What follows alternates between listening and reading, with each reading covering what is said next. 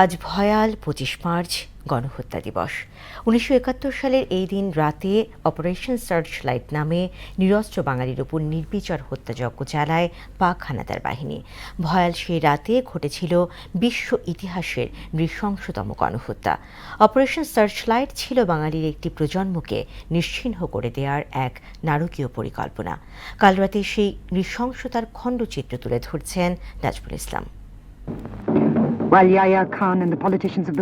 ১৯৭১ সালের ২৫ মার্চ পাকিস্তানের প্রেসিডেন্ট ইয়াহিয়া খান গোপনে পশ্চিম পাকিস্তানে ফেরত যাওয়ার পর পূর্ব পাকিস্তান তথা আজকের স্বাধীন বাংলাদেশে পূর্ব পরিকল্পিত পোড়ামাটি নীতি বাস্তবায়ন শুরু করে।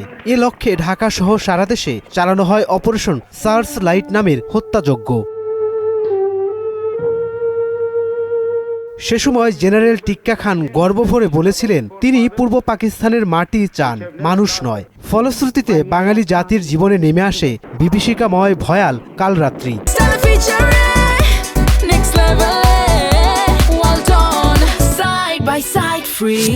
এক ভয়ঙ্কর নিষ্ঠুরতার স্মৃতি হিসেবে চিহ্নিত এই রাত।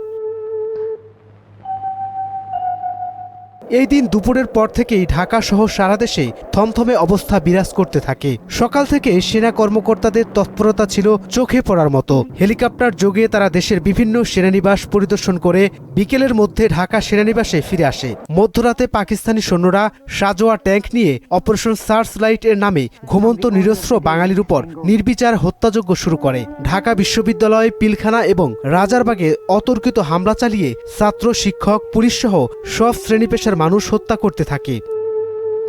এরপর ৯ মাসের সশস্ত্র সংগ্রামের মধ্য দিয়ে এসেছিল বাংলাদেশের স্বাধীনতা।